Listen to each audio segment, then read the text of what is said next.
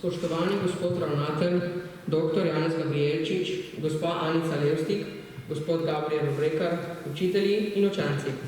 Rastoča knjiga je državni projekt, katerega namen je poudariti, kako pomembne knjige so Slovenci napisali v svoji preteklosti in obenem spodbujati ljudi k osebni rasti prek kulture, umetnosti in znanosti. Kako pomembna je knjiga za razvoj naroda in države, je poudaril tudi Tone Pavček, ki je dejal: če ne bomo brali, nas bo pobralo. Tone Pavček je do leta 2008 drugi dobitnik nagrade Rastoča knjiga, nagrade, ki jo društvo podeljuje avtorjem, ki s svojim delom uveljavljajo slovenski jezik doma in po svetu. Današnja prireditev je poklon ne le Tonetu Pavčku, temveč vsem Ernopečanom, ki so prispevali svoja dela za razvoj slovenskega naroda. Tudi v naši šoli smo se odločili, da bomo od leta 2015 naprej gradili Rastočo knjigo in poudarjali pomen branja. V vitrini šolske avle lahko vidimo dela znanih Ernopečanov, pa tudi publikacije in zbornike, ki izidejo vsako šolsko leto. Z različnimi deli bogatimo svet literature. Namen Rastoče knjige je, da učence in učitelje in starše spodbuja k čim večjem interesu za branje. Letos obeležujemo že 5. obletnico naše Rastoče knjige, ki jo bomo nadgradili s kar 5 različnimi deli. Vabim ravnatelja šole, gospoda Danijela Brezovarja, da spregovori nekaj uvodnih besed.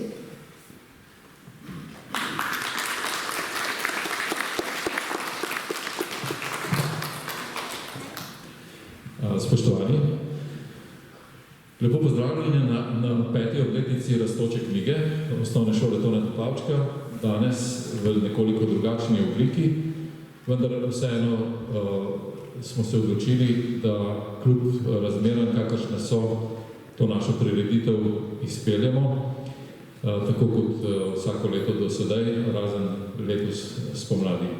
V naši sredini prav lepo pozdravljam 2 avtorja, gospoda Anico Levstik in pa gospoda Jelka Obrekarja in seveda gospoda dr. Janeza Gabrielčiča, ki je že naš stalni gost.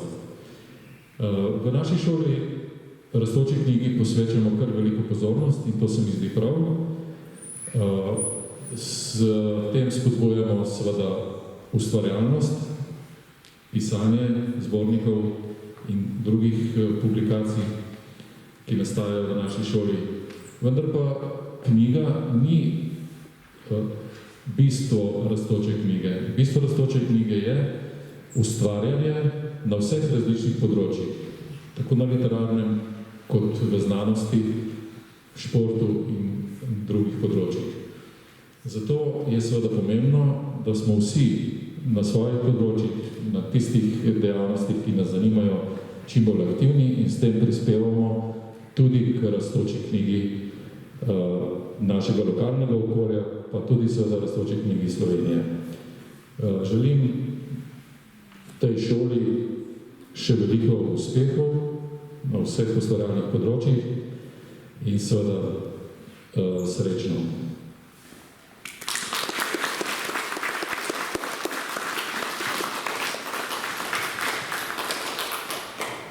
Hvala gospodu ravnatelju. Veseli smo, da je danes z nami tudi dr. Janez Gabrijelčič, ki je razvil idejo rastoče knjige. Prosim, da se nam pridruži na odru.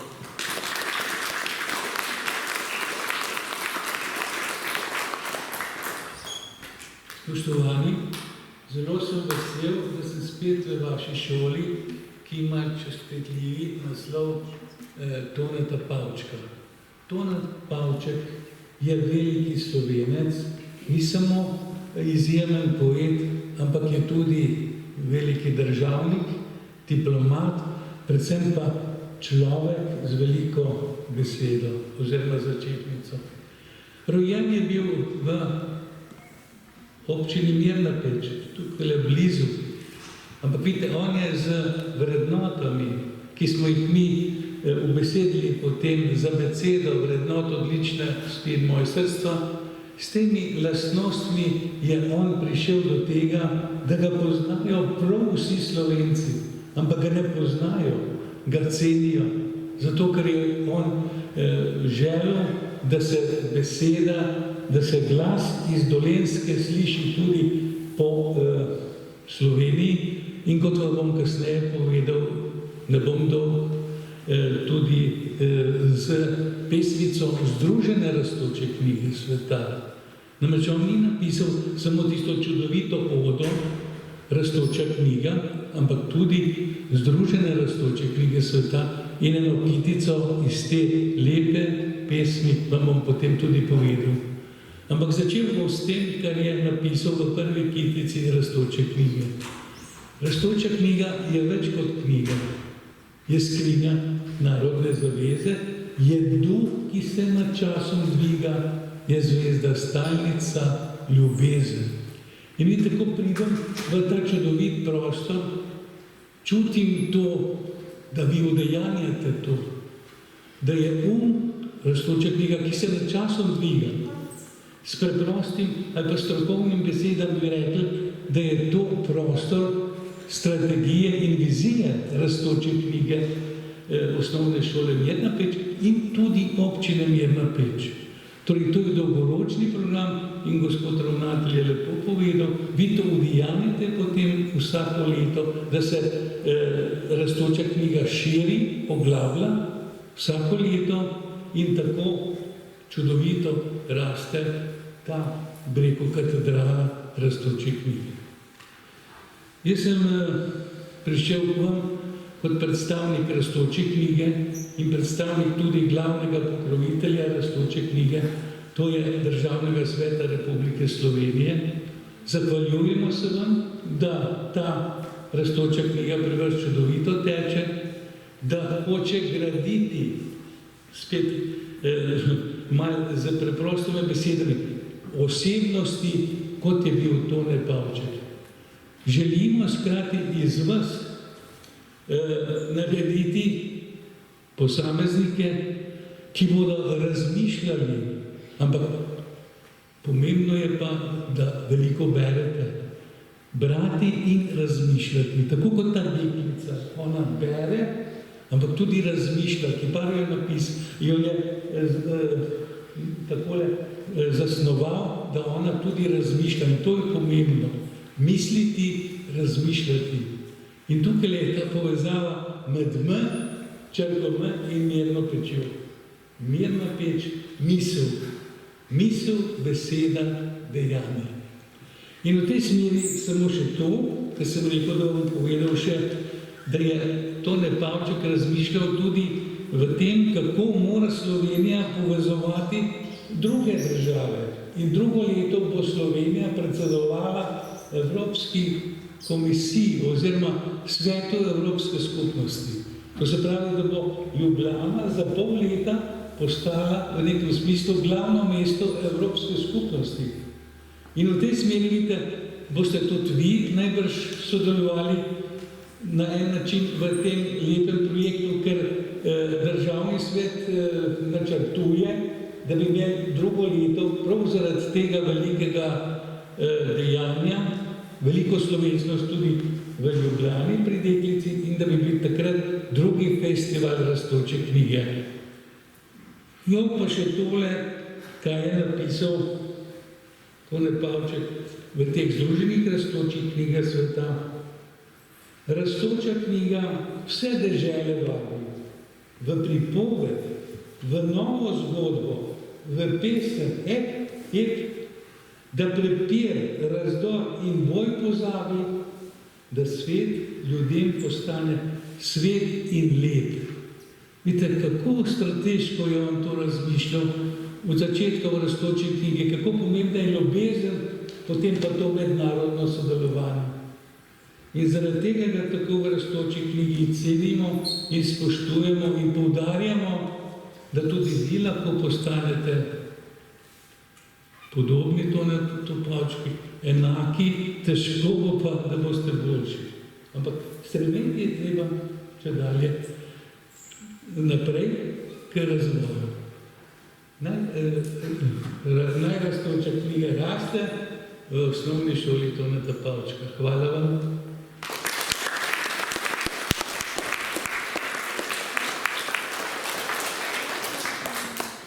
Najlepša hvala. Sedaj pa na oder vabimo Tino Kramar, učenko 4. razreda, ki nam bo deklamirala pesem Besedovanje avtorja Toneta Pavčka.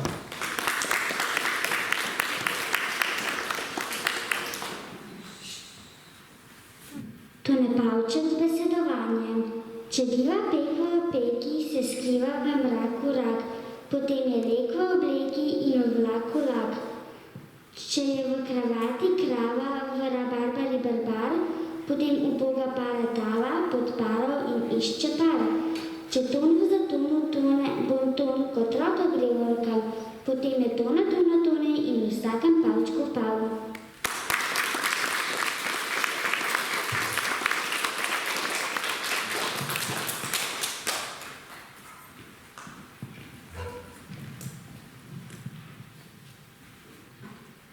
Z nami sta tudi avtorja knjig, ki jo bomo položili v našo rastočo knjigo. To sta gospa Anica Levstik in gospod Gabriel Obrekar.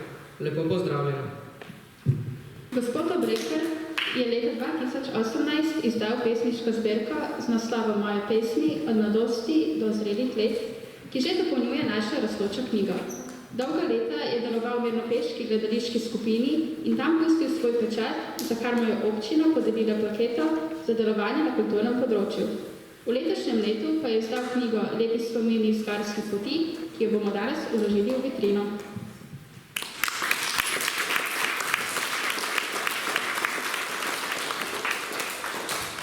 Gospa Levstik, nekdanja učiteljica slovenskega in nemškega jezika, sedaj pa avtorica knjige z naslovom Rodbina barvo, si je ob odhodu v pokoj zadala cilj, da razišče svoje korenine. Zapisala je natančno zgodovino svojega rodu ter zanimive zgodbe svojih prednikov in sorodnikov. Vsebino je zbirala 7 let in jo zapisala na več kot 400 straneh. Gospa Anica Levstik, lepo vabljeni, da učenki Nuši odgovorite na nekaj vprašanj o nastali knjigi.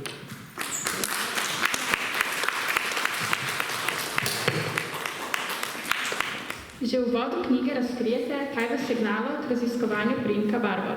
Od slišane izjave v otroštvu, da ste barvi modre krvi, profesorjevih besed na izpitu, da imate žametno zveneč priimek, do podatka o grofiču Oto Barbo v enem iz Metalčarjevih romanov. Bi lahko izpostavili podatek, ki vas je pri raziskovanju in preučevanju različnih gradiv najbolj presenetil, navdušil? Dober dan in lepo pozdravljeni najprej. Teh gradiv in tega je bilo kar nekaj, predvsem pa so me prevzele te listine v arhivih, poročne in izročilne pogodbe. Namreč tukaj sem potem tudi lahko našla veje naprej, veje barbov. Po drugi strani pa me je presenetilo to, kako natančni in pošteni so bili ljudje, kako so bile te poročne pogodbe dodelane, enako tudi izročilne. Starši so za svoje hčere, recimo, poskrbeli, da je imela varno prihodnost. Namreč poročne pogodbe Dota, ki je bila namenjena hčeri kot bodoči ženi, je zagotavljala njej varno prihodnost. Tako da ji partner, se pravi kasneje mož, ne bi mogel izigravati ali obratno. Samo primer. Nevesta je dobila od staršev Dote 600 goldinarjev. Seveda ženi ni moral njej nasproti dati za ženilo. To je bilo ponavadi v naravi, del kmetije ali polovica kmetije, kot je bilo pač dogovorjeno za tisto vsoto. Zgodilo pa se je, da je mož, žal že v 4 otrocih, zakvrtal kmetijo. Se pravi, družina bi pristala na cesti.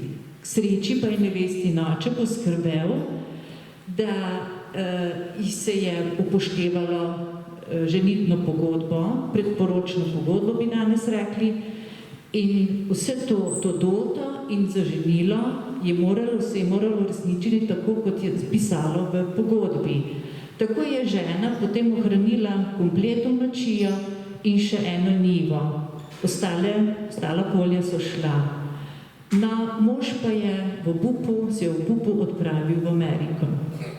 Kako bi sicer končala ta družina? Kakšna bi bila njihova prihodnost? Najbolj izredno žalostna. Enako so bile tudi izročilne pogodbe izredno natančno napisane.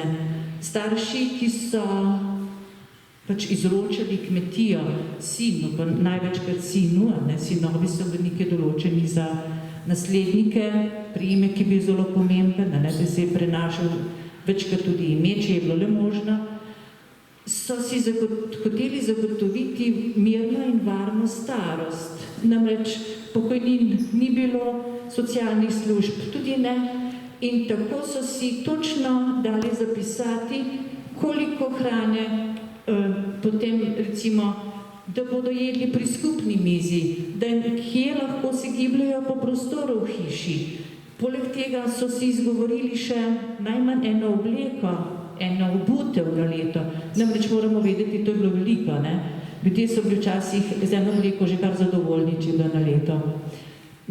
In pa seveda kot v hiši, poimenovali so kot, se pravi, kakšno majhno izbo, sobo, kjer so preživeli ta stara leta. Če ne bi bilo tega, bi najbrž marsikdo moral iti celo beračiti. Zanimive so mi bile tudi fotografije. Neverjetno, kako so bile dodelane, sploh konec 19. stoletja. Ljudje so se pač lepo naštimali, in se šli slikati v Novo mesto. Na začetku 20. stoletja so se veliko slikali predvsem za poroke v Višnji gori. In slike iz Višnje gore so še danes, te slike, izredno ohranjene. Podatke ste pridobivali iz literature, arhivskih verov, interneta, seveda tudi iz ustnih verov. Kateri način vam je bil najbližji in zakaj? Vsak je bil po svoje zanimiv. Za plemiške barve sem imela veliko gradiva v knjižnicah, v knjigah, Stopar, Golec, potem cel kup še drugih, Balvazor je tudi pisal o barbih, Trdine prijateljeval z Emanuelom Elom, Jožefom Barbom, Zrakovnika, cel kup teh avtorjev, in to iskanje je bilo izredno zanimivo. Da sem pa lahko vse to umestila, še arhivske vere, pa še internet, sem se enostavno naredila na velikem šeleshamru, ves pregled poteka in ta rodovnik teh barvov, seveda to je kar trajalo, in potem tudi, kdo je spadal k posameznemu barvu, žena, otroci, kraj bivanja, kaj je posedoval, a ne? In kako se je potem kako so se veje širile. To mi je bilo veliko pomoč potem v zbiranju vseh teh gradiv, kar se tiče rodovine barvov. Tudi arhivi so neprecenljivo bogatstvo. Ti dokumenti, ki prikazujejo naše nekdanje čase, naših prednikov, to so neke neverjetne stvari. O ženitnih pa izročilnih pogodbah sem že govorila. Potem matične knjige, krstne knjige, poročne knjige, smrtovnice, tako so jih pomenovali, in pa sirotinske knjige. Namreč veliko otrok je umrlo, ponavadi tudi sploh v 19. stoletju in prej polovica ali pa še več odrojenih. Mnogi otroci so ostali brez staršev in če so bili nekje do 6 let stari, so šli v sirotišnico, če so bili malo starejši, pa žal že služiti, a ne? In njihovo življenje je bilo ponavadi zelo težko. Tudi te zgodbe so me presunile nekatere. Te matične knjige in ti arhivske gradiva dajo pogled sploh status animarum, se pravi popis duš, a ne? To pa je nekaj neverjetnega. Tam najdeš točno družina, recimo številka hišen, vas, a ne? Potem pa starši, otroci, kdaj se je kdo rodil, kdaj se je poročil, kdaj je umrl, zakaj je umrl, kaj je bilo vzrok smrti. In obenem tudi popis živali pri posamezni hiši. Danes bi temu rekli popis prebivalstva, ne? Takrat so pa rekli popis duš. Tako da internet pa vi bolj poznate kot jaz. To pa se najdem tudi marsikaj. Se po izdani knjigi že morda spogledujete s katero novo idejo za raziskovanje, ustvarjanje? Pravimo, da sanjamo lahko, ne? Bomo videli. Kot nekdanja učiteljica slovenščine in nemščine ste zagotovo naklonjeni svetu literature. Kaj vam pomeni knjiga? Veliko. Imela sem srečo, hodila sem prva 4 leta v osnovno šolo Krteljeva in ta mila šola, meni še danes najljubša. Imeli smo k sreči učiteljici Resko in Anico, Reska Žibert in Anica Kofol, ki sta bili čudoviti, lahko rečem, učiteljici z veliko začetnico. Nas so imeli radi, pa ne glede odkot je kdo prihajal, in to toplino smo mi izredno čutili. In ko nas je učiteljica peljala, namreč zraven učilnice je bila še knjižnica, sicer majhen prostor, na obeh straneh, se pravi, knjige na policah, ampak v tisti knjižnici je čudovito dišalo po marmeladi. To je bilo na začetku 60-ih let in takrat je bila marmelada, si lahko predstavljate, več kot danes torta. In otroci smo med odmori radi zahajali v knjižnico, ne samo listati knjige, to je bil bolj izgovor, ampak smo pozljubili knjige, ampak predvsem, da se je privabljal von po marmeladi. Namreč pod knjižnico je bila kuhinja in takrat so kuharice pripravljale marmelado v šoli, ne? Tudi kasneje, predvsem v srednji šoli, se imela profesor Kolenca, ta nam je dejal, kdor želi dobro pisati, mora prebrati Cankarja. In to je bilo res. Vsi smo začeli nekje več ali manj brati in tudi Cankarje predelali in to bogatstvo besed je bilo neizmerno. Sicer pa nas je profesor Sever znal uvajati tudi v svetovno literaturo in meni je prevzel predvsem Tolstoj. Prosim, če še skratko zaključno misijo nagovorite učence, kako naj tudi v sodobnem času ne opuščajo branja. Meni se zdi, da je knjiga okno v svet. v svet znanj, novih spoznanj, bogatstva besedišča, besedni zaklad izredno bogatiš in če želiš v življenju resnično biti pokončen, iti naprej in iti lažje skozi življenje, vam priporočam branje. To je najboljša popotnica za lepše življenje. Najlepša hvala za vaš odgovor. Hvala tudi vam.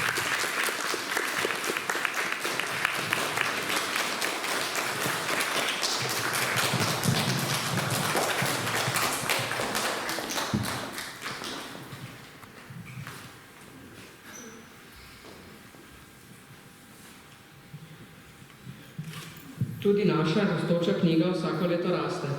Prvič smo jo postavili leta 2015, ko je bil med drugimi slavni gost prireditve predsednik države Borut Pahor. Od takrat jo vsako leto nadgrajujemo. Letos bomo šolsko rastočo knjigo obogatili s 5 knjigami. Zbornikom šolskega pesniškega natečaja Pavčkove vitice z naslovom Sreča,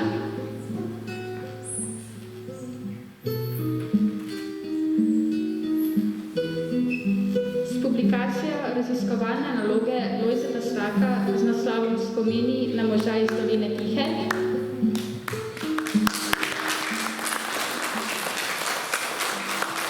in publikacija o šolskem projektnem delu Kulturna dediščina v Mirni Peči.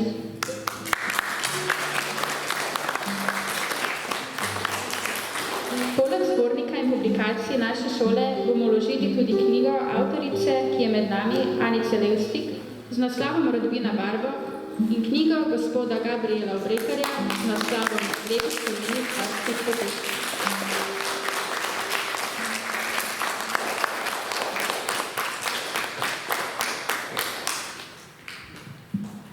Vztrajno in počasi kot rastoča knjiga raste tudi število učencev naše šole. Letos jih je šolski prag prestopilo 45, danes pa si želijo postati enakopravni člani šolske skupnosti. Najprej se nam bodo z deklamacijo Jaz sem jaz predstavili učenci 1. A, s pesmijo September pa učenci 1. B.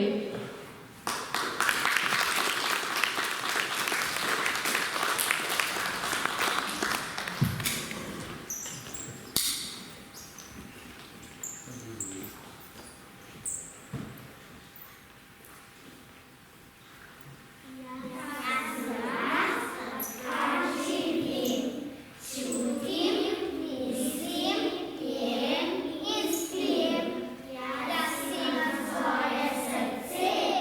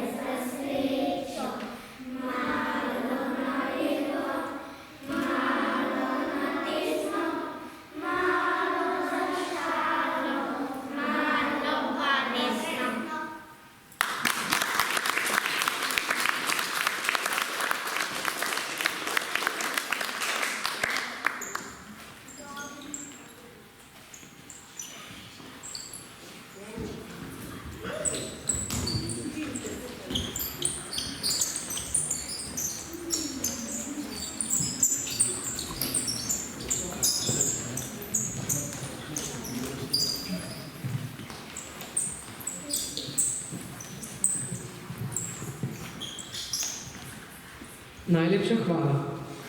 Dragi prvošolci, učenci naše šole ste že postali, ker pa ste se v tem mesecu zagotovo že veliko naučili, ne dvomim, da ne bi znali odgovoriti na nekaj vprašanj, s katerimi boste dokazali, da si zaslužite postati tudi člani skupnosti učencev osnovne šole Toneta Pavčka. Zastavila vam bova 5 trditev, vi pa, če se z nama strinjate, ostanite po konci, če pa se s trditvijo ne strinjate, počepnite. Naša šola se imenuje Osnovna šola Mirna Peč. Ja, kako pa se imenuje?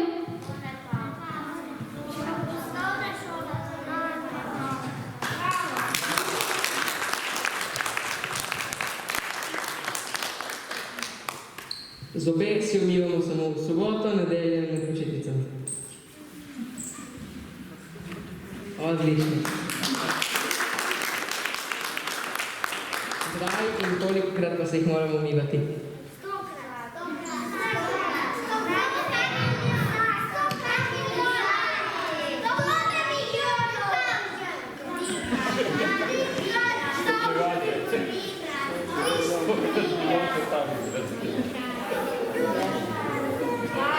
Cesto prečkamo takole. Ale, ptič, o avto.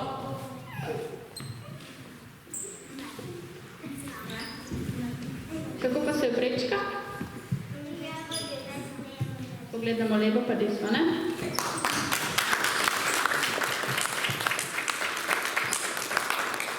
Do 10 štejemo 1, 3, 4, 8, 6, 9, 10. Tako pa.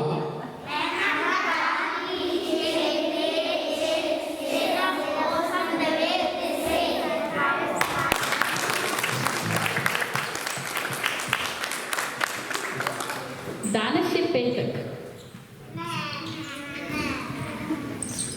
Kateri dan pa je?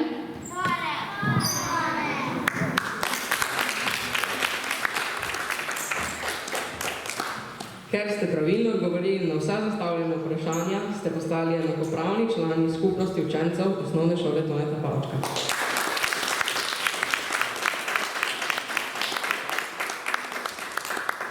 Ob tej priložnosti vam iskreno čestitamo, v učilnicah pa vas čaka manjša pozornost, ki vas bo spominjala na današnji dan.